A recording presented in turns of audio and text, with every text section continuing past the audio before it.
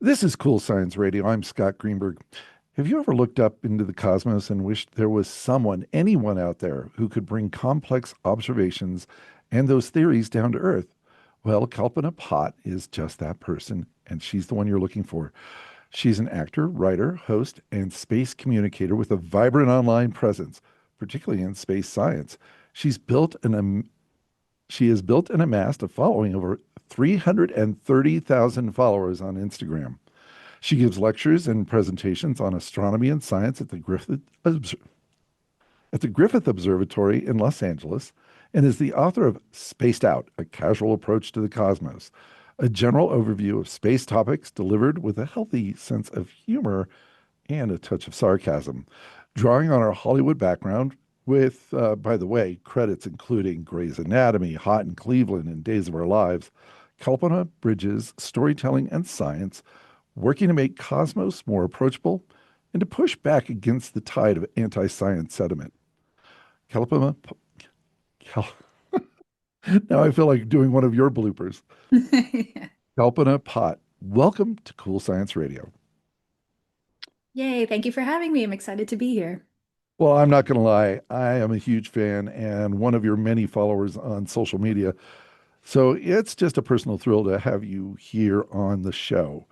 But let's start with something I'm kind of curious about because you've built a successful career as an actor first. What was the moment that pulled you towards science and space communication? I mean, it's kind of a big leap, and I'm just wondering what was your aha moment? Uh, it wasn't deliberate. I hopped on social media, primarily TikTok, when the pandemic hit, like everybody else. And TikTok offered something Instagram didn't at the time, which was a voice, short form video, because Instagram was just primarily still images. And I can't stand doing long form myself because I don't want to edit multiple minutes of a video. So with TikTok, they have the built-in green screen feature and all of that. So I can give quick sound bites about space to anybody, for almost anybody from around the world. So I hopped on just because Griffith Observatory, where I work part-time, closed down, Hollywood closed down, and it just gave me something to do and to talk about a subject that I love. Not ever anticipating that it would play a part into my entertainment career. And in this day and age, you kind of have to do it all. Amass a following, build a voice, shoot your own films, audition, write. That's just the standard Hollywood expects. So I definitely have not abandoned my Hollywood dreams. That's still my primary goal. However, short form video, space, astronomy has given me a direction to lean into where I realize that I want to tell stories that are more science based or science mixed with humor based, humanizing people in STEM. So doing this has allowed me to just realize the types of stories in Hollywood that I inevitably want to tell. So yeah, I still do. I still just got to do it all, pretty much. Well, by the way, love your I love your, right. I love your green screen moments. They're absolutely fantastic. I don't know how you pull in all the content that you do, but again, what was that aha moment where you went, you know what, science is the thing? And I have to say, you are so good at it. And I mean, You. we have a lot of astrophysicists on this show. We talk about the James Webb Space Telescope. We talk about the Vera C. Rubin Observatory. But you really do, and pun intended here, bring it down to earth. How did that happen? I think it's just a natural skill set that I have because I do have a performer's background. Sorry, LA air quality is trash, so I'm always coughing and choking while I'm here. Because I do have a performer's background, I love entertaining, I love public speaking. That naturally built into the way I presented astronomy. I don't actually have like a PhD level that made me very lectury or begin with the science first. I come actually more so from let me entertain first, and then the education follows suit. The aha moment. I'm not sure if I have one. If it's for my actual interest in astronomy, that probably started when I was a kid, maybe even a baby. I've just always been fascinated by the universe. For me to realize that I have a knack for short form storytelling with science, that kind of just happened. I think I just married a lot of my skill sets of comedy writing, comedy acting, the love of public speaking, which probably got better while working at Griffith Observatory, and then the platforms that allowed me to put my voice out to millions of people from around the world. So it was just all the pieces just coming together over time.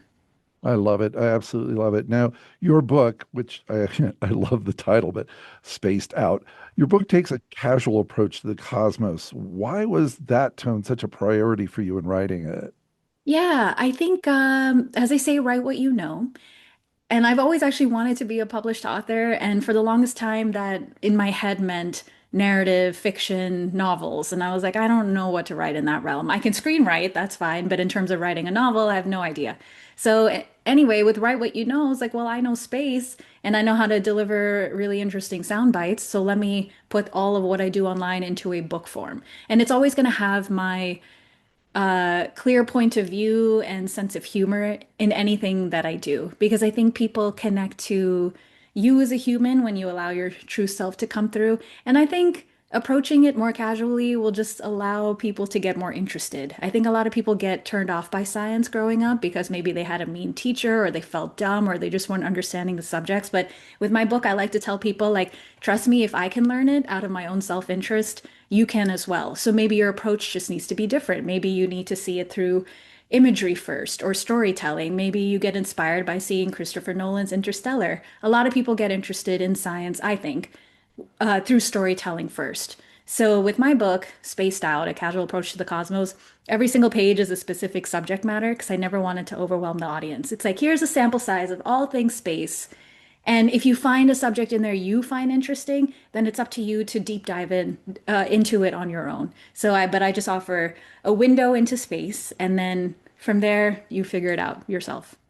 Well, Kalpana, you literally stole our tagline here at Cool Science Radio because we say here at Cool Science Radio, we present science that's entertaining, and if we can understand it, so can you. Yeah, it's true though, right? It's there's no reason to gatekeep any of this stuff. I think encourage people to get interested in any kind of science, whether it's astronomy or biology, whatever tickles your fancy, and no human should ever be put off by it because they think it's too difficult.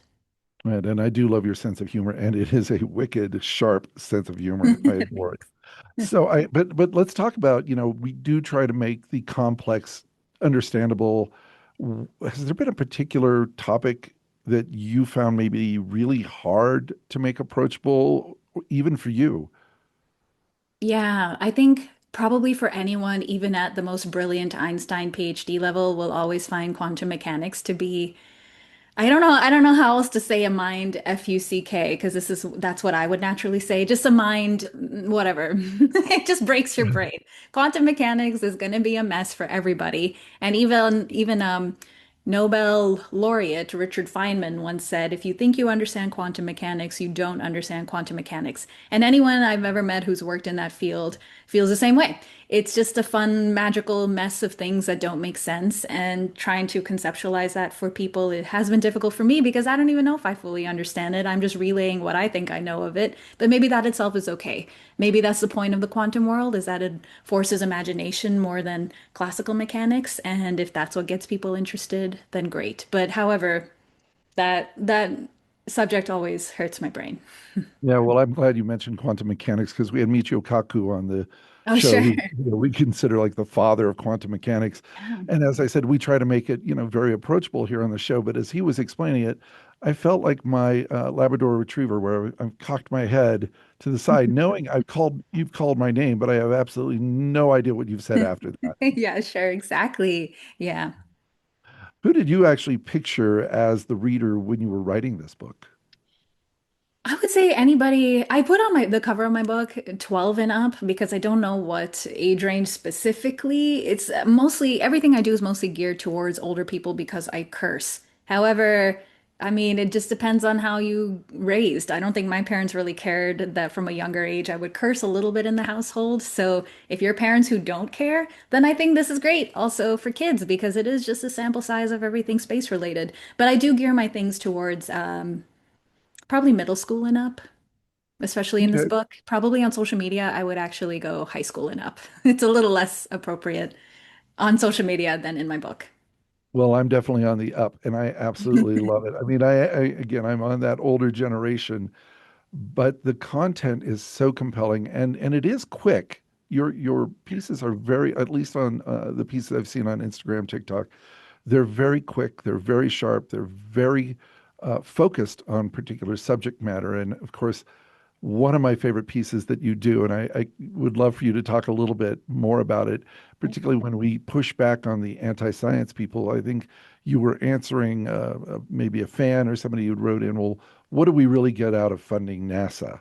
And you went through a half a dozen wonderful things that we've gotten out of the space program. How do you deal with those types of people that I'm sure pop into your DMs all the time with, why do we need to do this or why do we need to know this? How do you answer those? And by the way, I am going to ask you just to recount a few of the things that you pushed back on this person with because it was brilliant.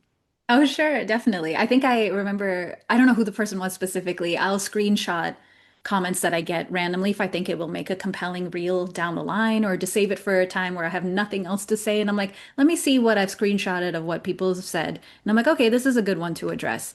So I think this person was like, yeah, I don't want my tax dollars going towards NASA. Like, what have we benefited from it? Which just blows my mind because ironically, you say this while you're on a phone.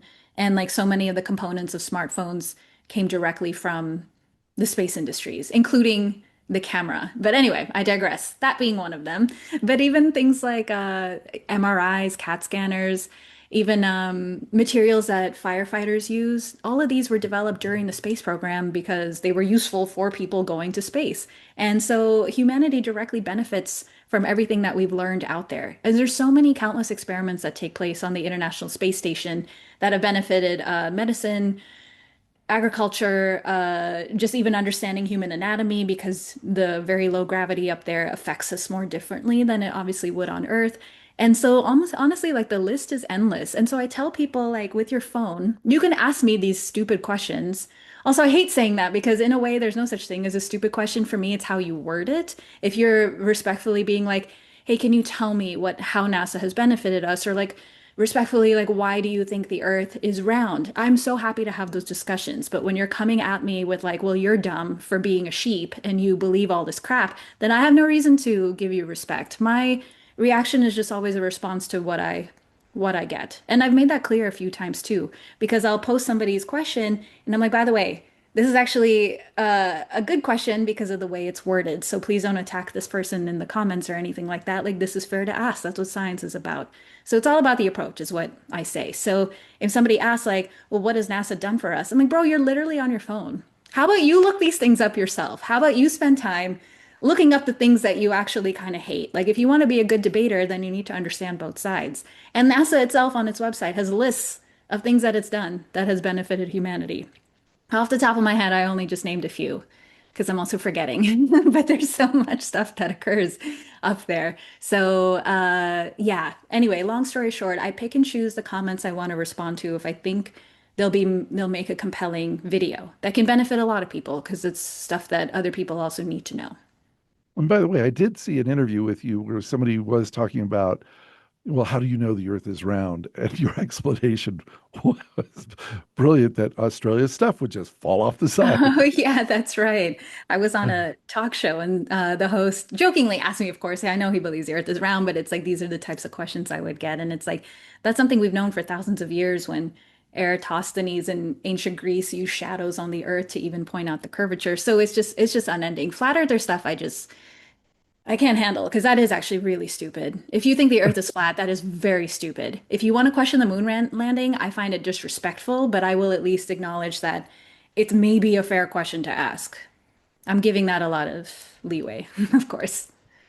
If you're just joining us on Cool Science Radio, we are in conversation with Kalpana Pot, and she is the author of Spaced Out, A Casual Approach to the Cosmos. She's also got an incredible presence on social media, over 330,000 followers on Instagram, and I am one of them. So I asked, I know I keep saying it's such a pleasure and to have you here today. And I know I'm gushing. I apologize. I'll move on.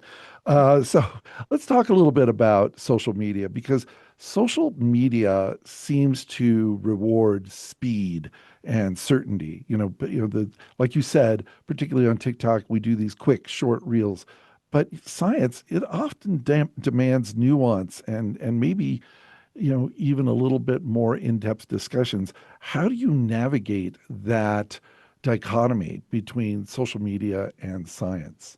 It is tough and it's ever evolving. Recently, in the past 6 weeks or so, when I started shifting my approach, being more deadpan, leaning a bit more into the comedy than the science, and I've seen an uptick in follower growth.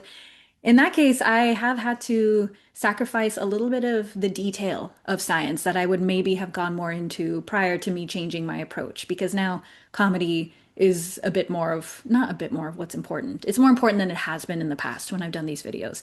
But it's tough. A lot of science communicators I speak to, we're figuring it out as we go. Like, how do I decide what information is pertinent? I think of it as, I can talk about the technicalities behind how this object, let's say, was discovered, like with this specific wavelength and this specific camera on JWST. And ultimately, I'm like, I don't think anyone cares. I think they just want the general overview and like, oh, it's this object that was discovered with this general telescope. And so I have to pick and choose what details are relevant to the story, and it changes story to story. And I don't have a formula for it. It's just kind of a gut feeling, and sometimes it doesn't work. Sometimes people actually want more detail. And there are some important things that I'll just put in the caption or a comment instead. Because I want to talk about it. I just know it doesn't make for a visual interest in the reel. So then it'll end up in the caption. But it's trial and error is the long story short. But the good news about that is if you pique somebody's interest, they can go find more information about it. Exactly. That's I exactly. know I did. You did this one piece on the question mark with the dot Yeah, at the the bottom, space quest. the Yes, that's space, right. the space question mark. And people are like, wow, there's so many wonderful, fascinating things out there. But oh my God, look, there's a question mark. And you went Yeah. into wonderful detail about it. But then it left me wanting more, which was okay because then I went out and I actually looked up additional information about how do galaxies interact. And yeah, they are massive and do have a lot of gravitational pull. And we love, by the way, talking about black holes and dark matter and dark energy here on the show. So I found that particular, well, I find all your episodes fascinating, but Sure, that no, one thank stands you. out because no, it's the question mark. It is. It Uh, looks exactly like one. It's kind of crazy. So and I do love the comedy that you add in to these particular bits. Now, thanks. you've worked in TV for years alongside your science communication. Do those two worlds ever collide? And if so, how do you bring them together? I think social media, especially recently, because I've changed my approach, is the official mark of me bringing them together. I've been somehow figured out, maybe just inherently, that I can marry the two worlds. But beyond that, though, I also enjoy screenwriting. My ultimate goal in Hollywood is to develop a project, hopefully a TV show, although I keep being told that's very difficult right now. Film is more a way to go. Anyway, I have a few pilots that are brewing. One is fully written, a couple of more are almost getting there. And they all have a science element, but they also all have comedy because I want to humanize people in STEM. And again, my approach is comedy. I think it's a universal language that everybody can find funny. So, yeah, I think through storytelling is how I am continuing to bridge the two. Like there'll always be a science element to any kind of story that I want to tell in this town, if I have my own say in that. Well, your storytelling is so compelling. Do you have a STEM background yourself? So my first degree in undergrad before I grew up in Ohio, went to Ohio State. I was a communications major back then. I'm currently actually getting my astronomical and planetary sciences degree, only because I have imposter syndrome. I know my stuff, but it's like I also want to have this arbitrary degree to back it up with, even though everything I'm learning thus far is already stuff that I know. But still, I get that. Credentials and credibility matter, and I have nothing but respect for it. I also like learning. So this is something I'm more so doing for myself. Not that I have to, I just want to. Well, that's pretty cool. So then what's the space discovery or mission in maybe the last year or two that's really got you excited? Hmm. I think I shared a story just yesterday was about these little red dots that the James Webb Space Telescope have discovered, and they seem to be very well-formed galaxies so early in the universe, which throws out the models for what astronomers believe galactic evolution has been since the Big Bang. However, they're now discovering that they might actually just be a brand new type of object called black hole stars. and that they're just giant black holes, like hundreds of thousands of times the mass of the sun, that are enveloped in a very large and thick cloud of hydrogen gas. So it looks like it's behaving like a star. However, it's putting out way more energy than stars normally do. So maybe it's a brand new type of element, or sorry, object called black hole stars. Anyway, I think it's very cool. Not only could it be a brand new object, but that these discoveries have almost uprooted models that astronomers once held to be fact. Not to say that they're completely thrown out the door. This is just one piece of evidence that contradicts what they think galactic evolution has been. And I think that's amazing because I think that's what science is all about, is evolving as discoveries become more aware to us. Is that the right word? More Yeah, apparent to more us. So more yeah. discoverable. More discoverable discoveries, exactly. So, Right. so I think that's actually a really cool thing, is that the most powerful telescope ever built is showing us things about the universe we have literally never seen before. And we are excited about that. And here on Cool Science Radio, we love little red dots. We love little red dots. We do. And we recently had someone on the show from the University of Utah who actually discovered a gamma ray burst that Mm. was the most powerful gamma ray burst we've ever discovered. And actually, he was trying to explain again. I felt like my Labrador with his head tilted and didn't really understand much past my name, but how these gamma ray bursts go through something called the uh, Mm. Faraday complex, and just a really a fascinating story. And they think that those are actually coming from these new. No, I'm sorry. Would you called it a what kind of a star? A Oh, a black hole star. black hole star, which Mm. to me is absolutely that's incredible, right? Yeah, that's actually really cool. I've not heard that yet, so that gives me something to look into. That's really Well, you cool. should listen to Cool Science Radio. There you go. Great plug-in. That's exactly Right. right. That's right. And so speaking of somebody we recently had on from University of Utah, if you could sit down with any scientist, alive or dead, right? You love these hypothetical questions, right? If Sure. you could meet anybody alive or dead, but let's narrow it down to science. If you could meet any scientist alive or dead, who do you think you'd want to have a beer with? Uh, Definitely Carl Sagan, which maybe is what a lot of people would say, but I think he revolutionized astronomy for public because he didn't come at it just from a purely pedantic scientific point of view. His was so much heart and philosophy and love underneath everything he said. And it's through the heart is how we connect with other people. So, like, no wonder he had such a big outreach. I think Cosmos back in his day aired in over 60 countries and over like 500 million people watched it. Like, that's insane for the 60s and the during that era before I was born. So yeah, so anyway, I would love to speak to him just to pick his mind. I think we need somebody like him in this day and age more than ever, where you just have somebody that's all just all love and has an amazing perspective on things that are greater than us. Like what a better way to unite such a divided humanity. Well, you and I have that in common. I would have picked the exact same person. You See? know, Yeah. yeah, Popular answer. I did, well, I consider him the father of science communication. And by the way, he kind of suffered a little bit of a price for that. As he became more popular and more famous, the astrophysics community kind of turned on him a little bit, Oh, and I didn't know which is that. which is a shame because he really brought science to life for Yeah. so many of us. And of course, his most famous quote, "Billions and billions of stars." So, Yeah, he will always be one of my absolute favorite people. definitely. So, Kalpana, what's next for you? Are we going to see more writing? I mean, the degree that you're getting now is wonderful. Congratulations. Thank I you. want to make sure we circle back with you after you've completed that. But is it more writing? Is it lectures? Is there a new platform out there? What's the next chapter for you?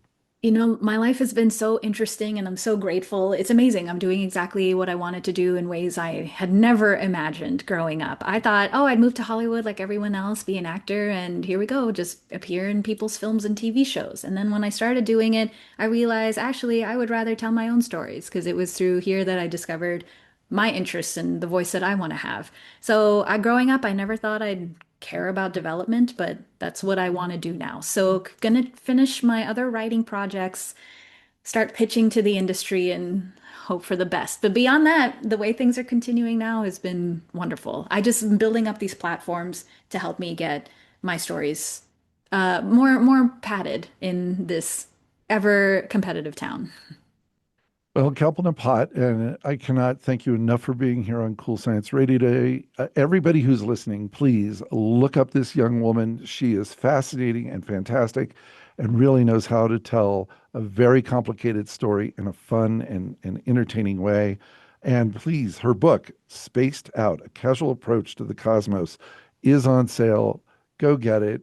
It's fantastic. And I can't tell you again. I know I'm gushing. I apologize, but having No. you there is great. Thank you so much for joining us on Cool Science Radio today. Of course, my pleasure. Truly honored. Thank you for having me.